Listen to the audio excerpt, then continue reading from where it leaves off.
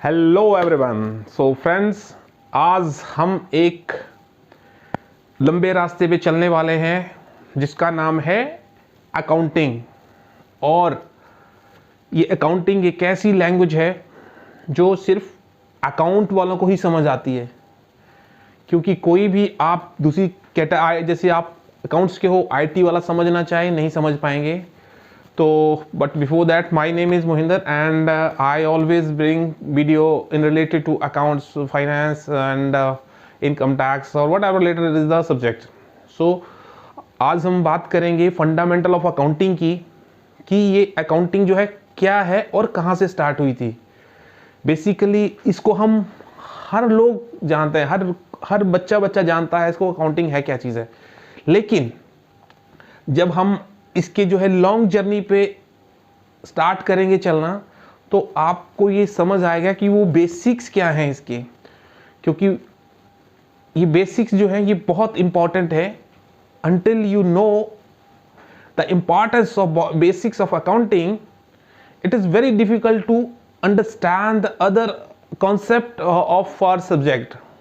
Okay, so my dear students, accounts की जो language है वो हम बात करना शुरू करेंगे फंडामेंटल ऑफ अकाउंटिंग के, और इसके मीनिंग से, और इसका स्कोप क्या क्या है, क्योंकि ये बहुत लंबा चैप्टर है और इसको हम सिर्फ 3 वीडियो में कवर करेंगे। बट यहाँ पे सिर्फ हम लोग फर्स्ट पार्ट करने वाले हैं, और इस फर्स्ट पार्ट के बाद हम लोग पार्ट सेकंड और पार्ट थर्ड 3 पार्ट में हम खत्म करेंगे। ठीक है, फर्स्ट पार्ट में हम लोग जो है इसके मीनिंग पे जो है अपना कॉन्सेंट्रेट करेंगे, इसका जो है डेफिनेशन पे करेंगे, इसका मीनिंग समझेंगे, लेमैन लैंग्वेज में समझाएंगे। वैसे तो सब बुक्स में लिखा है, सब आप क्लासेस में पढ़ते हो, लेकिन अगर आप इसको एक लेमैन लैंग्वेज में समझोगे तो बहुत इजी होगा इस चीज़ को समझना।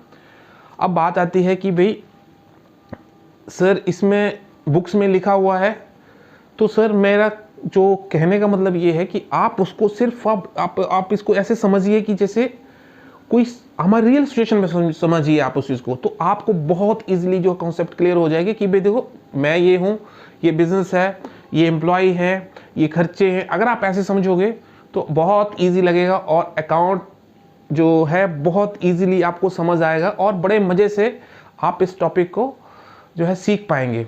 सो अभी हम चलते हैं कंप्यूटर स्क्रीन पे, और वहाँ पे हम बताएंगे कि भाई ये उसका सारी चीज़ें हैं। So let's move on the. So my dear student, हम लोग आ गए अभी अपनी कंप्यूटर स्क्रीन पे, और यहाँ पे अब हम लोग सीखेंगे कि फंडामेंटल अकाउंटिंग है क्या चीज है, ये किस बला का नाम है और ये कहाँ यूज होती है। ठीक है, सबसे पहले ये आपको बता दूं ये फर्स्ट चैप्टर है, और ये वीडियो सीए फाउंडेशन के स्टूडेंट्स के लिए बहुत बेनिफिशियल होने वाली है। और जो बच्चे 11th क्लास में है या 12th क्लास में है और उनको कंफ्यूजन है, तो वो सारा का सारा जो डाउट है वो यहाँ से क्लियर कर सकते हैं। ठीक है, लेकिन सबसे पहले इसके बेसिक्स को समझना बहुत जरूरी है सर, क्योंकि अगर आपके बेसिक्स फंडामेंटल जो क्लियर नहीं है तो definitely it will create you problem in future very hardly. Okay, so the chapter is meaning and scope of accounting.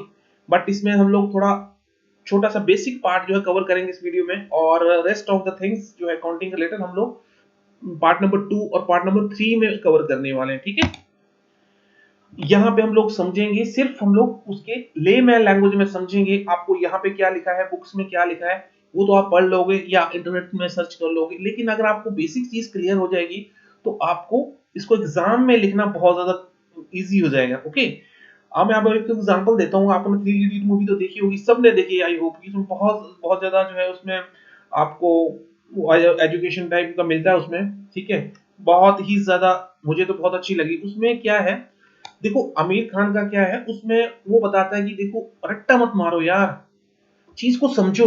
वही चीज यहाँ एप्लीकेबल होती है, क्योंकि रट्टा अगर मार लिया तो फिर तो आपने वही याद करना है, वही लिखना है, कुछ याद रह गया कुछ नहीं। अगर आपको एक चीज आपको बेसिक, आपको फंडामेंटल आई मीन माइंड में सेट हो गया, तो आप एग्जाम में कुछ भी लिखो, एग्जामिनर को ये पता लगेगा कि ठीक है इस बच्चे को जो है इसके कॉन्सेप्ट क्लियर है, दैट्स इट।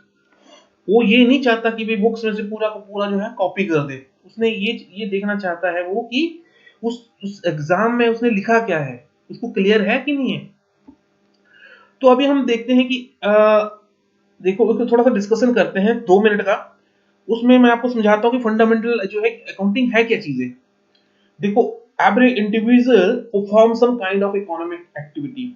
हम लोग सब जो है सब चीजों से घिरे हुए हैं, चाहे आपके पेरेंट्स हैं, चाहे आपके भाई बहन हैं, वो कुछ ना कुछ जो है काम करते हैं, कुछ सैलरी लेते हैं, सैलरी लेते हैं तो फिर उसके बाद भी चीजें खरीदते हैं, बच्चों के लिए एजुकेशन के लिए फंड जोड़ते हैं, और उसके लिए कपड़े खरीदते हैं, और फिर घर बनाते हैं। तो ये सारी की सारी चीजें जो है ये सारी इकोनॉमिक एक्टिविटी है। ओके। और मैं सिर्फ यहाँ पे इंडिविजुअल की बात नहीं कर रहा हूँ, यहाँ पे ग्रुप ऑफ पीपल की बात भी कर रहा हूँ। यहाँ पे चाहे वो दिल्ली डेवलपमेंट अथॉरिटी है, या फिर आपका local authority of Mumbai Kolkata की है, ठीक है, या कोई और ऑर्गेनाइजेशन है, वो सारे के सारे इकोनॉमिक एक्टिविटी में लगे हुए हैं। तो उस केस में हम लोग क्या है, it is not necessary all the economic activities are run by, ये जरूरी नहीं है कि वो जो भी इंडिविजुअल एक्टिविटी कर रहा है वो सिर्फ उसके पर्पस के लिए हो या फिर उसके किसी बेनिफिट के लिए हो, वो पब्लिक इंटरेस्ट के लिए भी हो सकता है। तो उसमें ये सारी चीज भी इंक्लूड है, अकाउंटिंग में ये भी इंक्लूड है, ठीक है।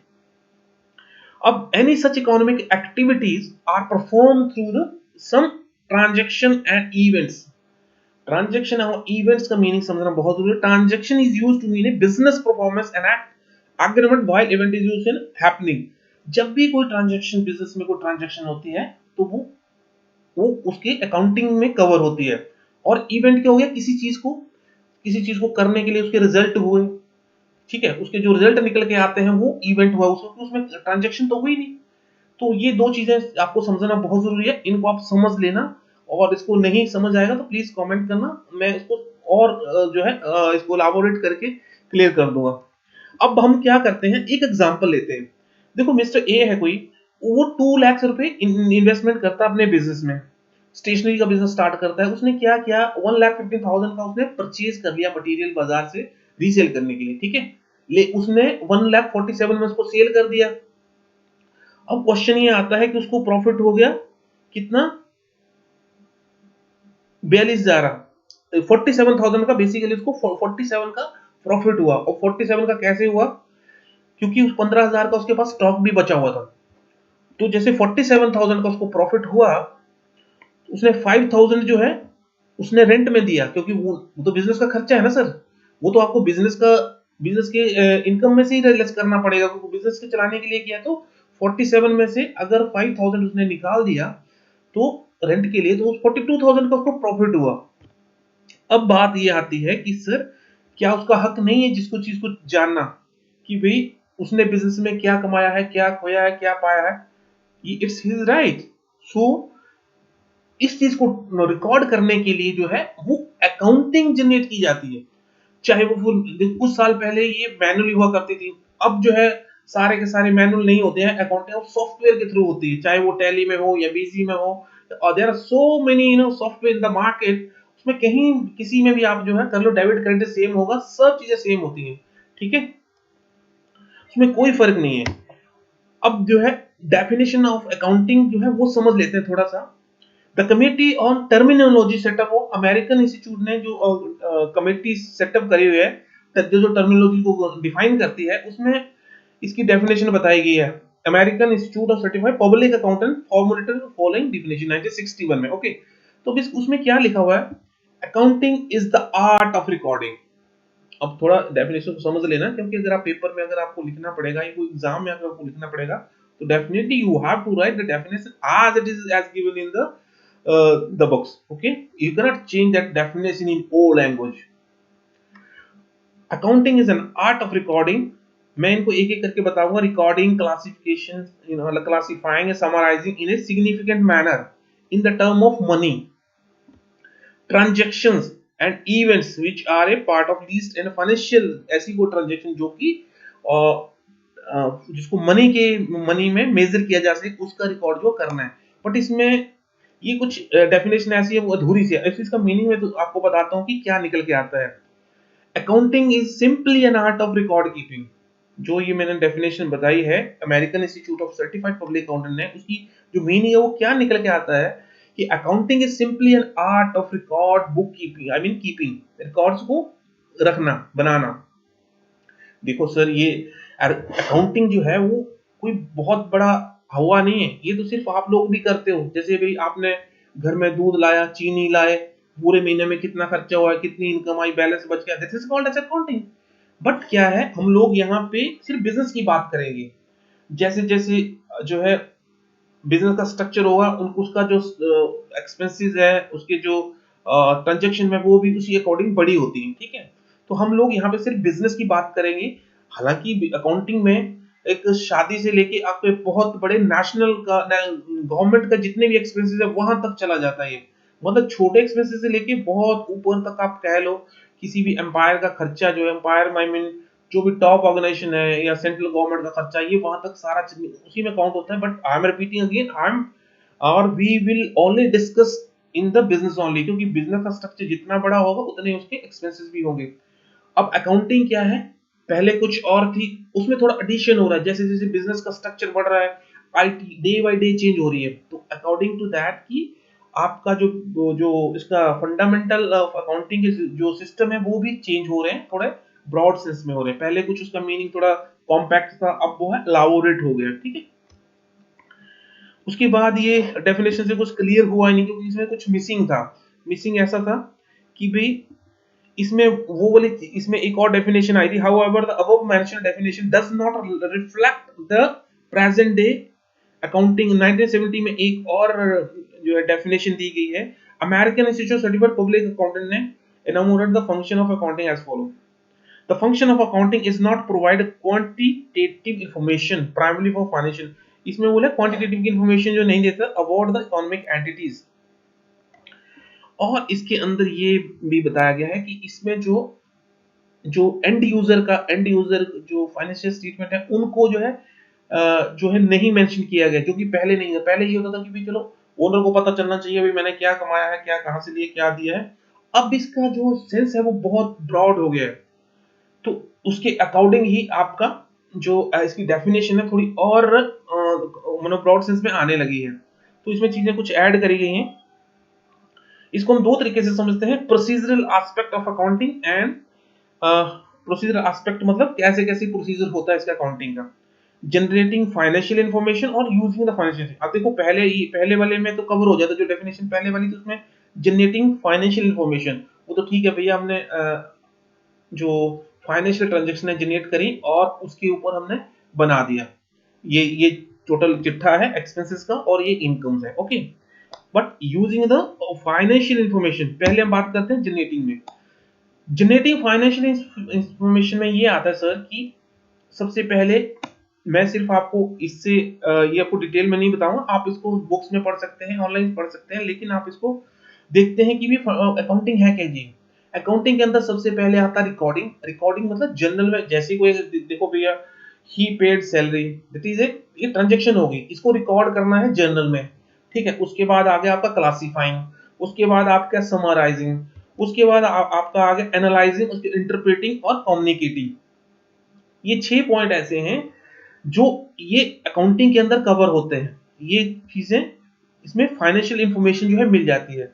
अब रिकॉर्डिंग में मैंने आपको बताया कोई भी ट्रांजैक्शन होती है जिसको मनी में मेजर किया जा सके, that can be enter in the journal book and so उसमें एक रिकॉर्ड हो गया, ठीक है। क्लासिफाइंग हो गया मतलब एक साल में लेट्स से कि भाई आपने स्टेशनरी में 50 बार, एक साल में 50 बार जो है स्टेशनरी खरीदी उसको, या फिर उसके बाद आपने सॉरी, आप अगर आप क्लासिफाइंग का मतलब होता है जैसे ये स्टेशनरी है, ये सैलरी है, ये रेंट है, ये इंटरेस्ट है। सो इस तरह से बाइफरकेट किया जाता है, क्लासिफाइंग एक्सपेंसेस को क्लासिफाई किया जाता है उसके थ्रू, किसके थ्रू, आपके लेजर के थ्रू। देखो अगर आप अकाउंट्स के बच्चे हो या अकाउंट्स के पर्सन हो तो आप इसको अच्छी तरह से जानते हो कि लेजर क्या चीज होता है। जो भी रिलेटेड एक्सपेंसेस होता है उसका सारा, चाहे वो कौन सी कितनी 50 बार खरीदा हो तो वो एक ही हेड में आएगा। सैलरी 50 बंदों को दी है तो वो एक ही हेड में आएगी। उसके बाद बेसिस दिया है तो वो एक में आएगा, इंटरेस्ट दिया है तो चाहे वो 100 ट्रांजेक्शन हो महीने में, ठीक है। समराइजिंग का मतलब क्या होता है, पूरे साल में कॉम्पैक्ट जो है, मान लीजिए भैया आपने सैलरी जो है 12 महीने दी है, 1-1 लाख दी है, तो टोटल जो है 12 लाख जो है टोटल समराइज कर दिया। देखो स्टेशनरी आपने 5 बार खरीदी है तो 5 बार का जो भी टोटल होगा वो एक तरह का समराइज होगा, टोटल में एक ट्रायल बैलेंस जो है निकल के आ जाता है। तो टोटल लेट्स से कि हमारे 5 ट्रांजैक्शन है पूरे साल में खर्चा, तो ये टोटल इनकम उसका आ जाएगा। तो हम जब धीरे धीरे हम आगे बढ़ेंगे तो हम सारी चीजें समझते हैं, समझेंगे और ट्रायल बैलेंस को भी डिटेल में समझेंगे और जनरल बुक को भी समझेंगे और सब्सिडरी बुक्स भी। लेकिन सब्सिडरी बुक्स में मैंने आपको बता दिया, आपको परचेज बुक हो गया, सेल बुक हो गया, परचेज रिटर्न हो गया, सेल रिटर्न हो गया, बिल रिसीवेबल हो गया, बिल पेएबल हो गया, ये सारी की सारी चीजें होंगी। These are all subsidiary books, but first is the journal book, right. Summarising का मतलब समझ आ गया आपको कि भैया इन कैटेगरी में एक स्पेसिफिक खर्चा यहाँ पे, स्पेसिफिक खर्चा यहाँ पे, टोटल जो खर्चा आ गया वो एज ए जैसे ट्रायल बैलेंस में हम लोग निकालते हैं, ठीक है। उसके बाद एनालाइजिंग करना है। देखो मान लीजिए भी आपने फाइनेंशियल स्टेटमेंट रेडी कर दी, ठीक है। अब उसमें क्या किया, सब लोगों को तो समझ आएगी नहीं। मान लीजिए भाई भाई आपने कार खरीदी, एग्जाम्पल ले रहा हूँ, फिक्स का कार खरीद ली आपने, मशीनरी खरीदी, तो आपको जो है उसको क्या होता है, उसको एक जगह इकट्ठा रखना होता है। जब आप ट्रायल बैलेंस में होते हैं तो लिख देते हैं कार खरीदा है, कोई फर्नीचर खरीदा है, भाई आपको वॉशिंग मशीन खरीदा है या टीवी खरीदा है। तो उस केस में क्या होता है, कंबाइन जो है इसको सारा कंबाइन करके एक जो है पूरा इकट्ठा चिट्ठा बनाया जाता है उसका। तो जो एंड यूजर होते हैं उसको उनको प्रेजेंट करना और उनको अंडरस्टैंडिंग के लिए जो है वो डाटा दिया जाता है, सो दैट कि वो कोई डिसीजन ले सकें, ठीक है। फिफ्थ नंबर पॉइंट आता है इंटरप्रेटिंग। इंटरप्रेटिंग के अंदर सर ये आता है कि मान लीजिए अगर कोई पिछले साल से कंपैरेटिवली सेल कम हुई है तो वो क्यों हुई है, तो वो सारा का सारा डिसीजन, मान लीजिए अगर सेल बढ़ी है तो किस रीजन से बढ़ी है, वो सारे का सारा डिटेल जो है वो इंटरप्रेटिंग के जो है उसको प्रेजेंट किया जाता है। तो इन सच ए केस एक पूरा का पूरा जो भी फाइनेंशियल स्टेटमेंट